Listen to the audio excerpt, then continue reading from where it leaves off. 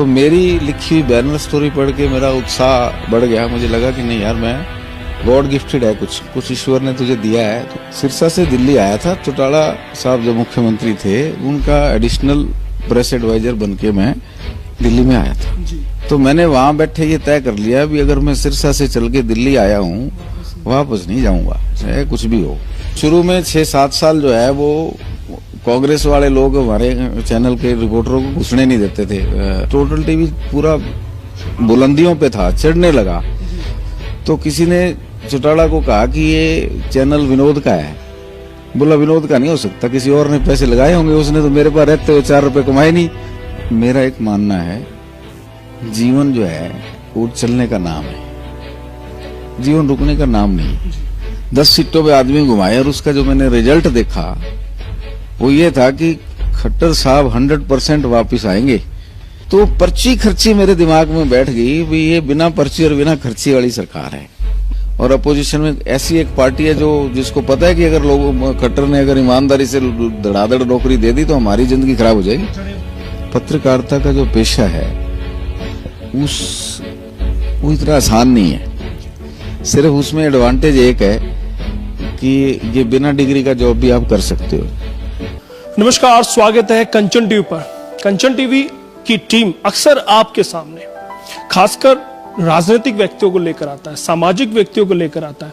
बहुत कम टाइम होता है जब हम अपनी ही कार्य क्षेत्र से, अपनी ही मीडिया लाइन से किसी व्यक्ति को आपके सामने लाते हैं। आज मैं जिन व्यक्तित्व को आपके सामने लाने वाला हूं, जिन शख्सियत को आपके सामने लाने वाला हूं, वो जर्नलिस्ट थे, एक मीडिया मैन के तौर पर अपना करियर शुरू किया, लेकिन आज वो principal media adviser to CM यानी प्रधान मीडिया सलाहकार है मनोहर लाल सरकार में। वो खट्टर साहब को सुझाव देते हैं, सलाह देते हैं। इस पद पर वो पहुंचे हैं, कितनी मेहनत उनके पीछे की है और किस तरह की काबिलियत उनकी थी जो इतने सारे लोगों में से उनको यहां पर बैठाया गया है।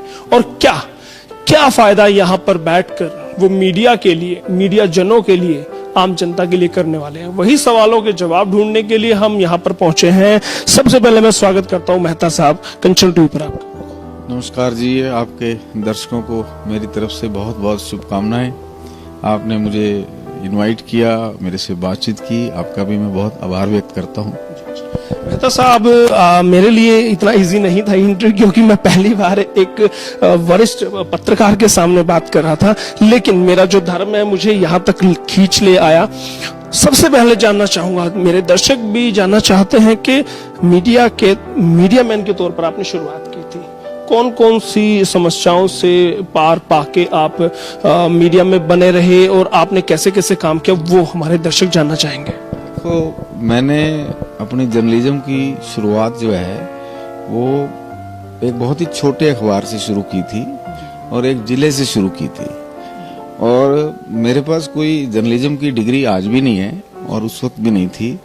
ये तो एक आप ये कहो कि जुनून था।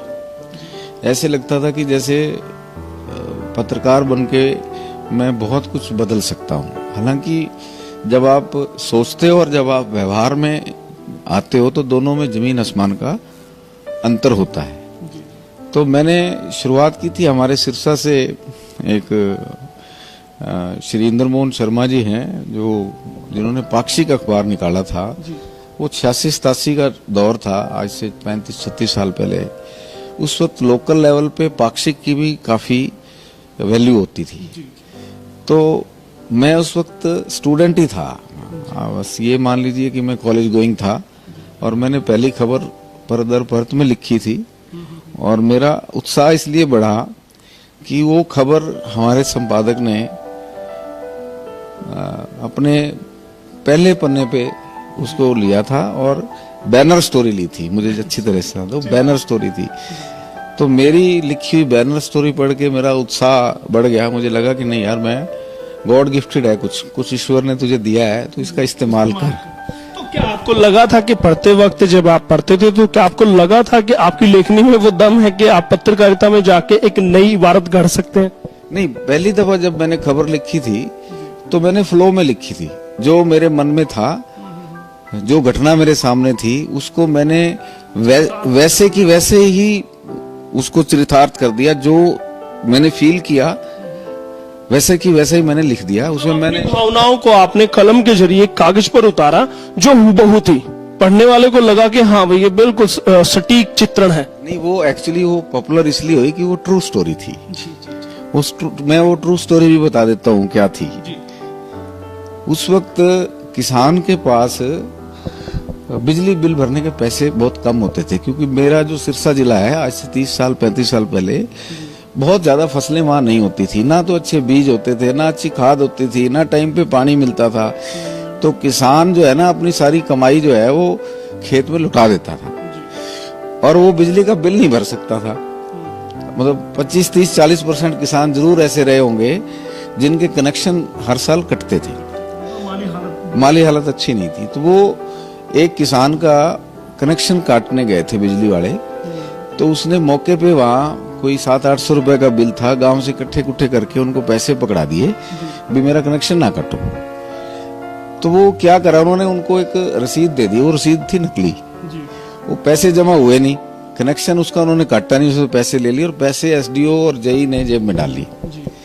6 महीने बाद वो 800 रुपए ब्याज लग के और वो 1300-1400 हो गया। अगले 6 महीने का बिल और मिला के 2,500-3 हजार का उसका वो टीसीओ कट गया। टीसीओ होता है अपना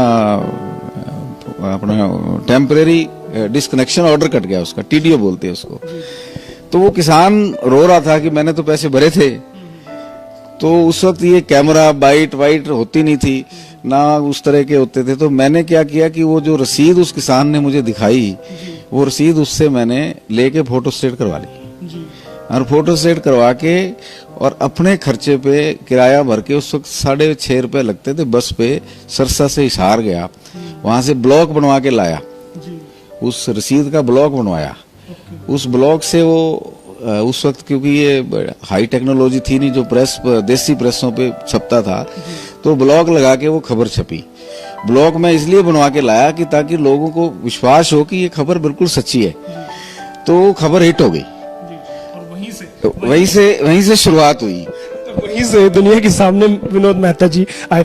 उसके बाद आपने प्रिंट में काम किया, उसके बाद इलेक्ट्रॉनिक में भी आपने खूब अच्छी पारी खेली है, वो भी हम चाहेंगे दर्शकों को बताइए।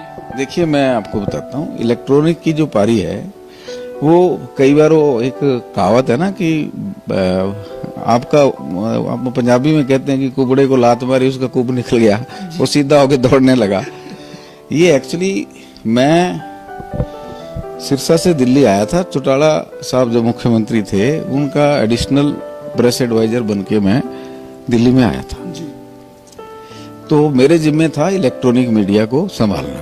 तो इलेक्ट्रॉनिक मीडिया संभालते संभालते संभालते मेरे को एक बात समझ आई। उस वक्त ओम प्रकाश चौटाला चाहते थे कि मेरी पार्टी का नेशनल लेवल पे विस्तार हो, इसीलिए वो लड़ने गए वेस्टर्न यूपी भी, हरित प्रदेश के नाम पे, इसीलिए वो लड़ने गए अपना राजस्थान। हालांकि उनको राजस्थान में सफलता नहीं मिली, ना उत्तर प्रदेश में मिली। राजस्थान में कोई एक आधा जीतता भी तो टैग इनेलो का था, बाकी वो इनेलो का आदमी नहीं था। तो मेरे को लगा कि भी अगर इनका इतना बड़ा विजन है तो इनके पास अपना मीडियम होना चाहिए। तो मैंने उनको सलाह दी कि भाई आपके पास एक चैनल अपना होना चाहिए। तो जो आप हरियाणा न्यूज देखते हो, ये बेसिकली पंजाब टुडे था, और हरियाणा न्यूज का मालिक जो है ना वो नया चैनल लॉन्च करना चाहता था, वो मेरे पास आता था। तो मैंने उसको कहा भी हरियाणा इतना बड़ा स्टेट नहीं है कि एक चैनल का खर्चा निकल जाए, आप एक बार ट्रायल के तौर पे आधे घंटे का हरियाणा का बुलेटिन शुरू करो। तो उन्होंने मेरी सलाह मान के, आपको याद होगा 7:30 से 8 हरियाणा न्यूज के नाम से एक बुलेटिन शुरू किया था। उसके बाद वो चैनल में कन्वर्ट हुए। अब मैं आता हूँ कि मैं कैसे आया। तो मैंने चीफ मिनिस्टर को राय दी, उन्होंने कहा कि अच्छा ठीक है प्रोजेक्ट बनाओ। आज भी चर्चा होती है ना कि टोटल टीवी तो चौटाला का है, मैं आज वो राज खोल ही देता हूँ। बिल्कुल बिल्कुल।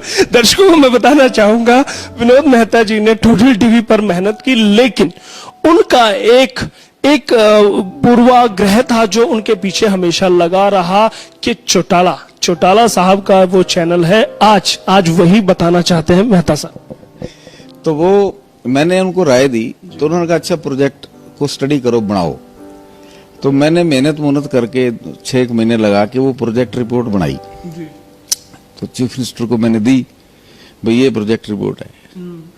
तो उन्होंने मुझे कहा कि जी ये फलाने आदमी को दे दे। उन्होंने एक ऐसे आदमी का नाम दिया कि इसको दे दे। तो मेरे को बड़ा गुस्सा आया। मैंने कहा यार ये भैंसों के डॉक्टर से आदमियों का इलाज कराना चाहते हैं और इनका स्वभाव है, अगर ये मैंने प्रोजेक्ट उसको दे दिया और 2-4 करोड़ रुपए इनके डूब गए तो इसने सारी जिंदगी मेरा नाम याद रखना कि विनोद ने मरवा दिया। तो मैंने उसी वक्त ये फैसला ले लिया कि ये प्रोजेक्ट रिपोर्ट जिस आदमी का ये नाम ले रहे हैं मैं उसको दूंगा नहीं। जी जी, मतलब आपने हिम्मत दिखाई उनके सामने, जबकि चौटाला साहब के सामने तो कोई ना कर ही नहीं सकता था। मैंने वो प्रोजेक्ट की रिपोर्ट नहीं दी उसको। नहीं देने के बाद आपको पता है पार्टियों में अंदर जो सीएम हाउस में लोग होते हैं उनके पीछे उनके दुश्मनों की संख्या भी बहुत होती है। तो 4-6 महीने में कोई ऐसा एक घटनाक्रम आया कि वो लॉबी बहुत स्ट्रांग थी और वो चौटाला के मन में कुछ शंकाएं पैदा करने में सफल रही।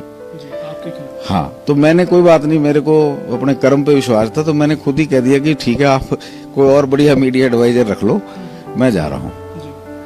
तो जिस दिन मैंने इस्तीफा दिया मेरे पास कुछ नहीं था दिल्ली में, ना अपनी कार थी ना अपना मकान था, कुछ भी नहीं था। सरकारी गाड़ी थी वो इस्तीफा देते ही छूट गई, सरकारी दफ्तर था इस्तीफा देते छूट गया। लेकिन मैंने जो मुझे सरकारी घर मिला हुआ था उसको खाली करने में मेरे पास 1 महीने का टाइम था। तो मैंने वहां बैठे ये तय कर लिया भी अगर मैं सिरसा से चल के दिल्ली आया हूँ वापस नहीं जाऊंगा, चाहे कुछ भी हो। वापस गए तो वैसे की वैसे ही उसी मिट्टी के घोड़े बन जाओगे। जो यहाँ आके अनुभव कमाया वो सिरसा में उसका कोई इस्तेमाल नहीं होगा, जाना नहीं है। मोमेंट कैसा था, वो पल कैसा था जब ये सब आपके साथ बीत रहा था? मेरे को बस एक घटना ने और सिखाया कि जब मैं सरकारी गाड़ी में दिल्ली में कहीं जाता था तो गाड़ी से उतर के जिसके मर्जी चले जाते थे, कोई दिक्कत नहीं होती थी। जिस दिन मैं पहली दफा प्राइवेट गाड़ी लेके गया किसी दोस्त की, उस वक्त हीरो होंडा थी, किसी दोस्त की, उसने मुझे 2-4-10 दिन के लिए दी थी, मैं खुद चला के गया।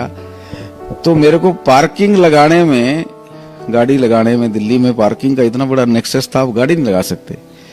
मेरे को 40 मिनट लग गए और पसीना आ गया गाड़ी लगाने में।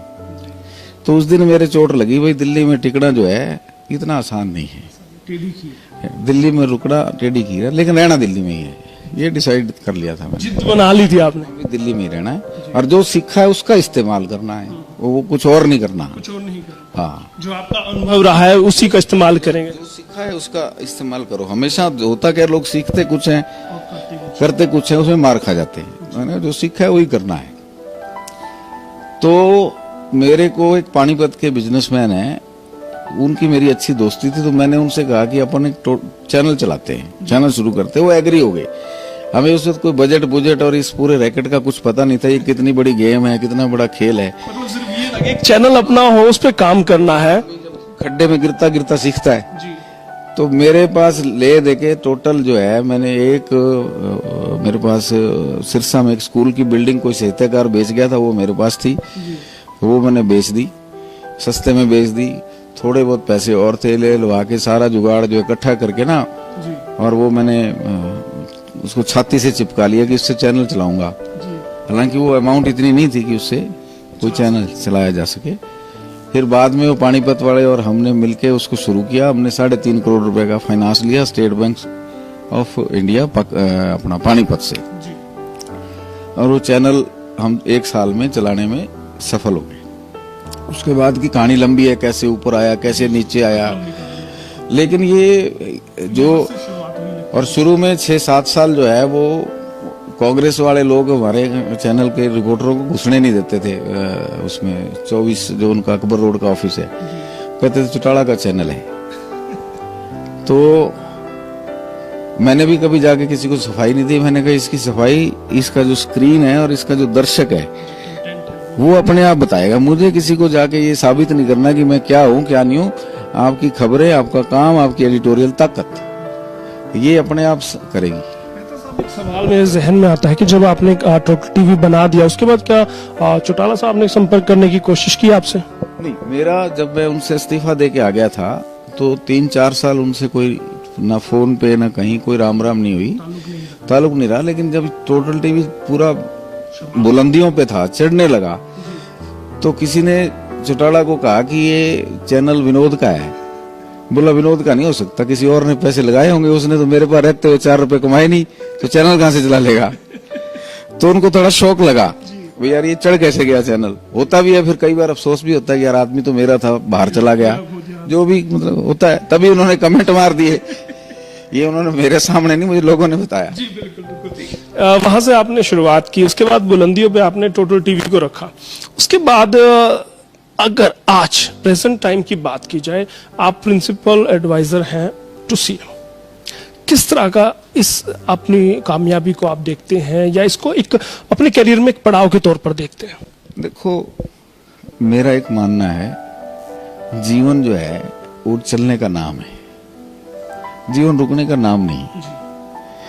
टोटल टीवी मेरे हाथ से जाना एक अनएक्सपेक्टेड सी चीजें थी, जो होनी नहीं चाहिए थी, जो हो गई। लेकिन उसी टोटल टीवी से मैंने सीखा, हमने सर्वे करना सीखा, और वो सर्वे पॉपुलर हुए, चलते रहे, रुके नहीं, पॉपुलर हो गए सर्वे। बाद में अब टोटल टीवी प्रॉफिट में रहा या नहीं रहा, लेकिन मेरी जो अपनी सर्वे की कंपनी है वो हमेशा प्रॉफिट में रही। वो कला टोटल टीवी से सीखी थी। तो ये फिर अब मैं आता हूँ मीडिया एडवाइजर तक का सफर कैसे करता हूँ। जब 2014 के इलेक्शन हुए तो लोकसभा के नतीजे आए थे और बीजेपी के पक्ष में थे, नरेंद्र मोदी प्रधानमंत्री बन गए। मेरी उस वक्त किसी दोस्त ने मनोहर लाल जी से मुलाकात करवाई थी।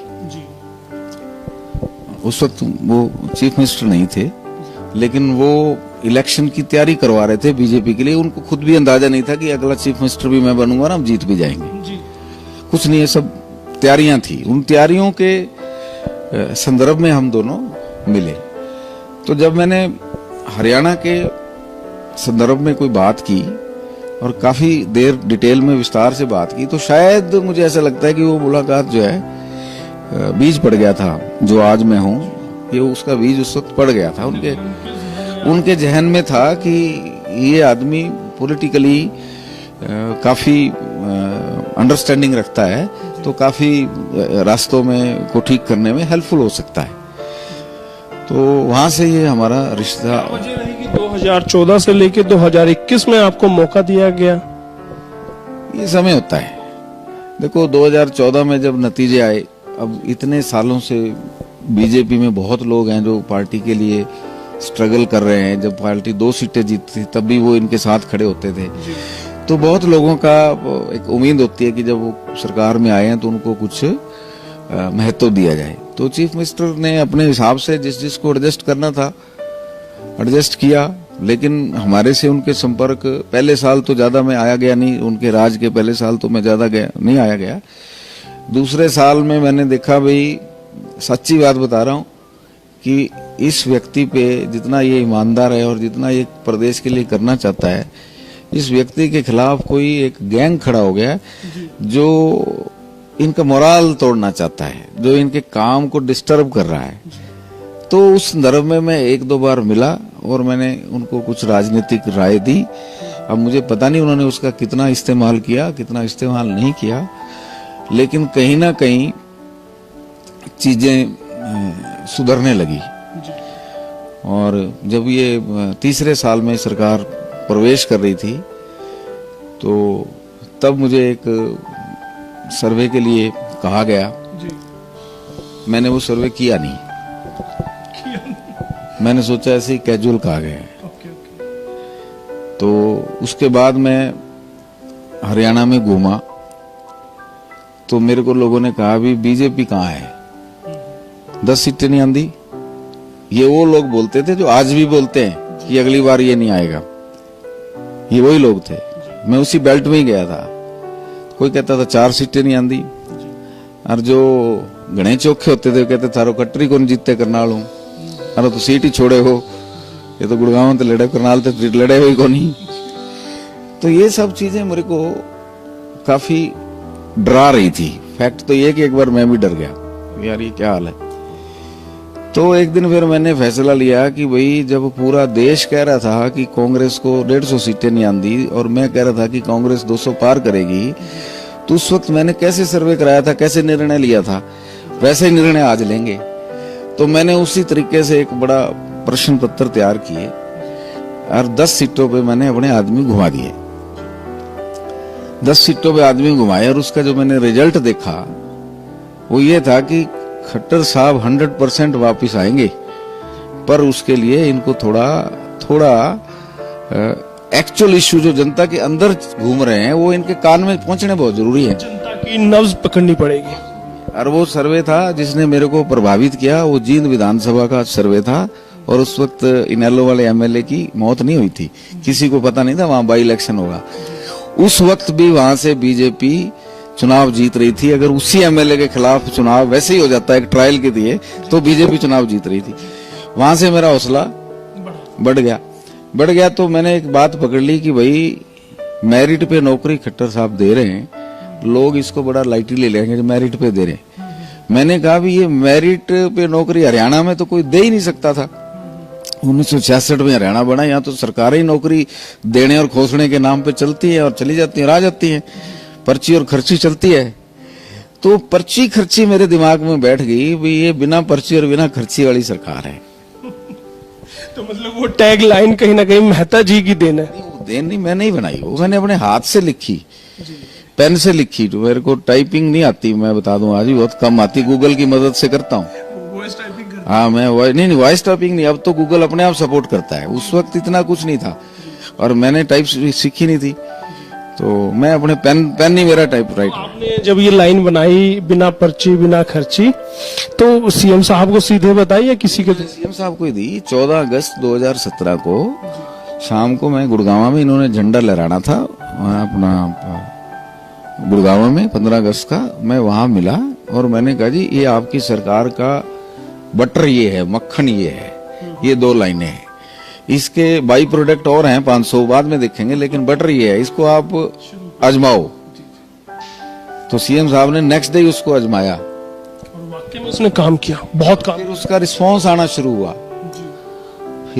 फिर मैंने काम शुरू किया सर्वे का स्टेट के लिए। और जब मैं सर्वे कर रहा था दोबारा तो मेरे को एक बात और समझ आई कि चीफ मिनिस्टर जो है बिना खर्ची बिना पर्ची के नौकरियां तो दे रहा है, लेकिन जितनी लाउड इसकी आवाज आनी चाहिए थी, जो कैंसर की बीमारी का इसने इलाज कराया है, जिसने इस प्रदेश के युवाओं को डुबो दिया, लोग जवानी खो गए, अपनी बुढ़े हो गए, लोगों की दरियां उठाते हुए नौकरी नहीं मिली।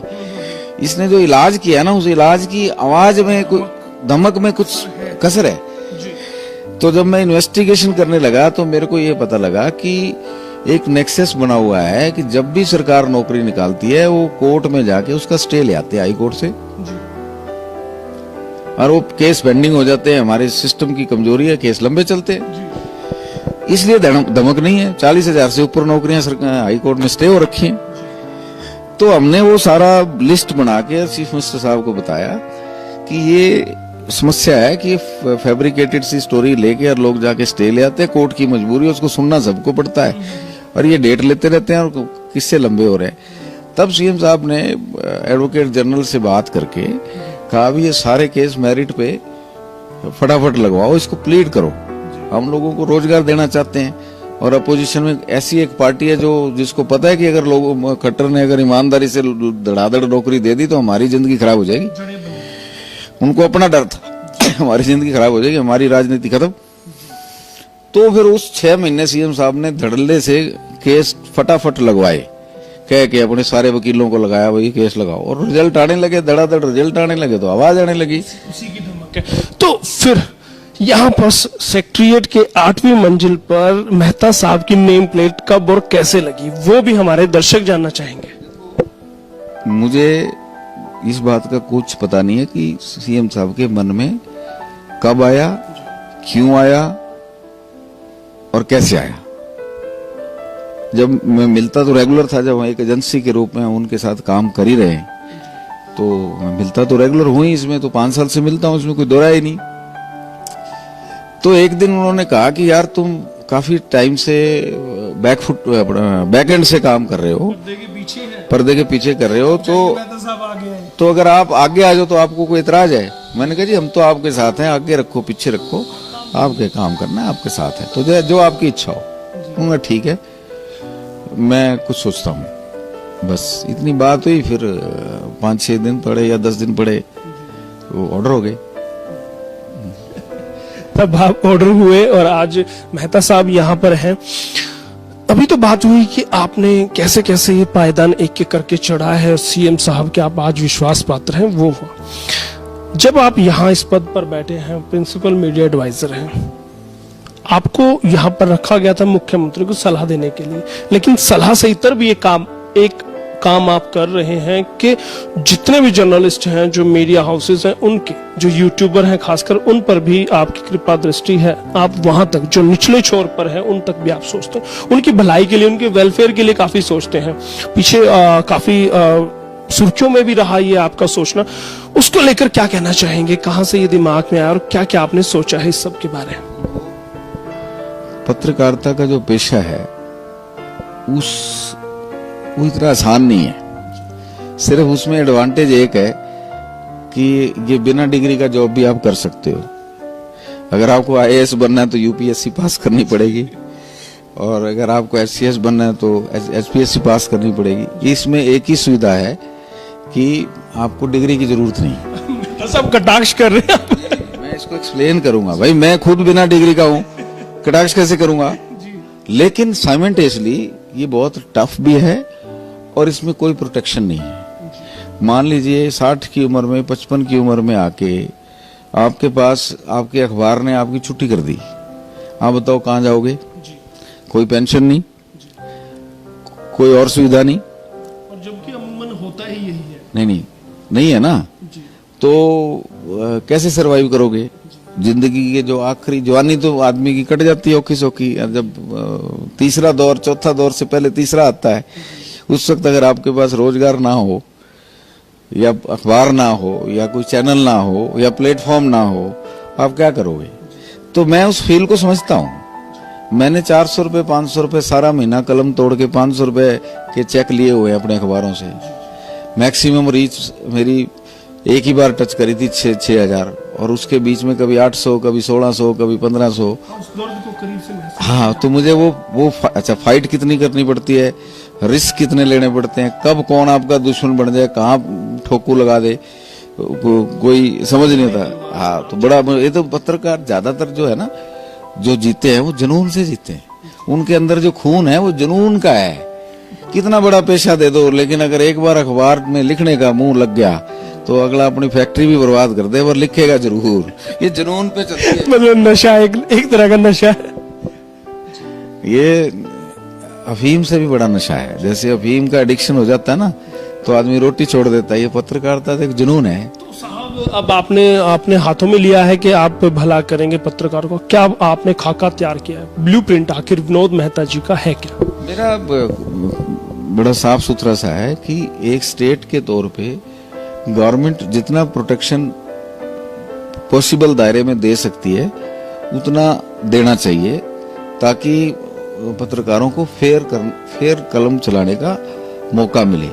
अब अपोजिशन कह सकती है कि यार ये तो प्रेस को कर रहे हैं, ब्राइब कर रहे हैं, लेकिन उनको ये भी पता होना चाहिए कि अगर पत्रकार के पास गारंटीड रोटी का जुगाड़ होगा तो उतना फेयर लिखेगा, क्योंकि वो प्रोटेक्टेड है। उसको गलत लोगों के पास जाने की जरूरत उसकी कम हो जाएगी। हाथ नहीं पसारने पड़ेंगे। आप वही चाहते हैं कि आत्मनिर्भर आप पत्रकारों को बनाते, ताकि वो स्वच्छंद होकर काम कर सके। यही सोच है। ये सोच विनोद मेहता जी की है या फिर सीएम साहब की है?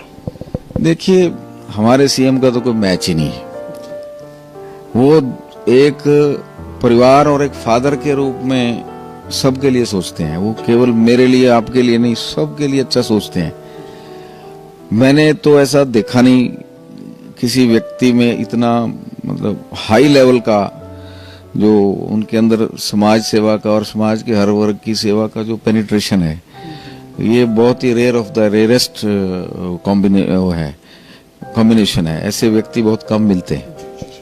तो कब तक उम्मीद की जा सकती है कि जो आप पॉलिसी लेके आने वाले हैं वो हमारे पत्रकारों की भलाई के लिए ग्राउंड पर होगी? देखिए, हमने अपनी पॉलिसी बना के सुझाव के लिए रख दी है। अब कई चीजों में जैसे ना डाउट्स होते हैं, वो निकालने पड़ते हैं। जैसे हमारे अफसरों का कहना है ये है कि भी हम YouTube पे ऐड कैसे दे सकते हैं। YouTube तो पत्रकार की अपनी प्रॉपर्टी नहीं है, वो तो एक कंपनी है और आपको प्लेटफॉर्म मिला हुआ है, तो आप मालिक ही नहीं है तो आपके साथ हम बिजनेस कैसे कर सकते हैं।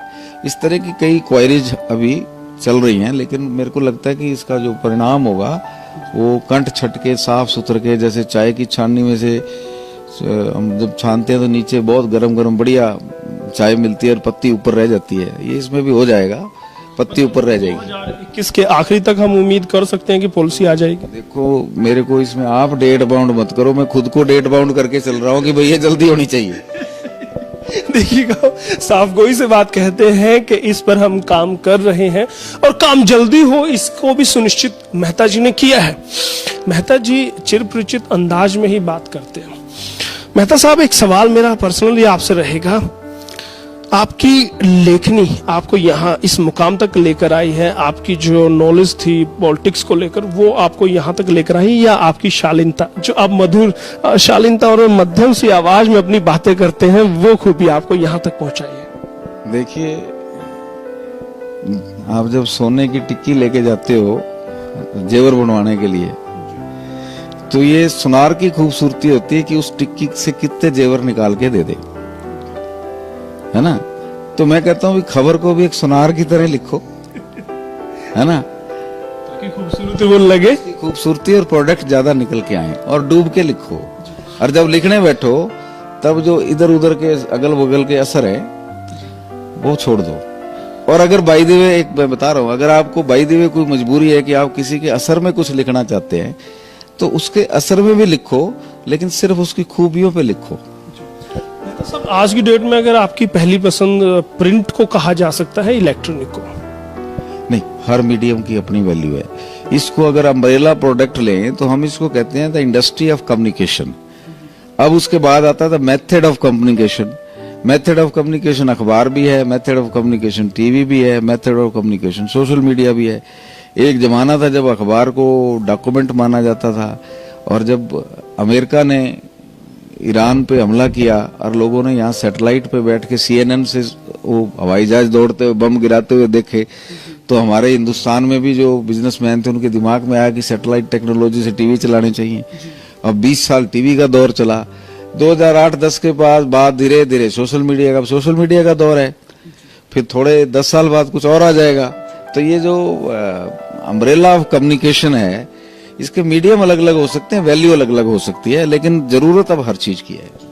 आपने एंकरिंग की है, एंकरिंग को कितना एंजॉय आप करते थे? क्योंकि अपने पेचीदा सवालों से आप सामने वाले को, मेहमान को उलझाते थे।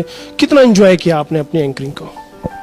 देखिए, मैंने बहुत अच्छे से और तसल्ली से और पूरी तसल्ली से सबके साथ पूरा हिसाब करके एंकरिंग की है। मैंने कहने में कभी कसर छोड़ी नहीं और गाड़ी किसी को निकाली नहीं। मतलब शालीनता की हद में रहकर वो बात करते थे, लेकिन बात ऐसी करते थे कि सामने वाले के हृदय में वो छेद कर जाती थी। एक पत्रकार को, एक एंकर को ऐसा ही होना चाहिए, और ऐसा ही हमारे मेहता साहब हैं। और ऐसा नहीं है कि उनको देख के सिर्फ मुझे ही प्रेरणा मिलती है, मेरे जैसे हजारों लाखों जो युवा है, सिर्फ हरियाणा ही नहीं पूरे भारत से विनोद मेहता जी को देख के सीखते हैं। एक वर्ग है, एक पीढ़ी है जो इनको देख के मीडिया में आई है, वो स्तंभ है हमारी मीडिया के, वो स्तंभ है। और हम उम्मीद करेंगे कि ये स्तंभ यूं ही बरकरार रहे, और यूं ही हम जो युवा हैं उन्हें प्रेरणा वो देते रहे। बहुत बहुत धन्यवाद करना चाहूंगा मेहता साहब कंचन टीवी से बात करने के लिए। शुक्रिया, आपने लीक से हटके इंटरव्यू किया, इसलिए आपका डबल शुक्रिया। तो मेहता साहब थे, बड़ी साफगोई से अपनी बातें रख के गई। ऐसे ही वो बात करते, चाहे वो एंकरिंग करें, चाहे वो इंटरव्यू आज दे रहे थे, वो ऐसे ही बात करते हैं। कोई उसमें कोई मिलावट नहीं रखते हैं, साफ गोई से बात कहते हैं। लेकिन एक बात तय है कि उन्होंने जो जिस दौर से उन्होंने पत्रकारिता शुरू की थी और जिस दौर में आज वो बैठे हैं, इसके बीच जो तजुर्बा है, अगर उनको हम लेने बैठे तो पूरा दिन भी उनसे हम बात करें तो कम पड़ जाएगा, 24 घंटे भी कम पड़ेंगे। लेकिन हम उम्मीद करेंगे कि जितना भी हमने उनसे हम जानना चाहते थे, जितना उनसे सीखना चाहते थे, हमने सीखा है। और आप भी इस इंटरव्यू को पसंद करेंगे, आप भी इस इंटरव्यू से कुछ सीखेंगे, यही उम्मीद लिए हम यहाँ पर। तो फिर हम जरूर हाजिर होंगे विनोद मेहता जी को आपके सामने लेकर, फिर किसी मुद्दे पर यहाँ पर बैठेंगे। अभी सरकार के कामों को लेकर हमने कोई सवाल नहीं किया। वो हमने अगले इंटरव्यू के लिए छोड़ दिया। अब जब हम दोबारा से रूबरू होंगे तो तब हम सरकार से जुड़े, सीएम से जुड़े और भी सवाल लेंगे। तब ये इंटरव्यू थोड़ा सा तीखा होने वाला है। आप बने रहिएगा कंचन टीवी के साथ। मैं आपका दोस्त, आपका होस्ट यशपाल कंचन।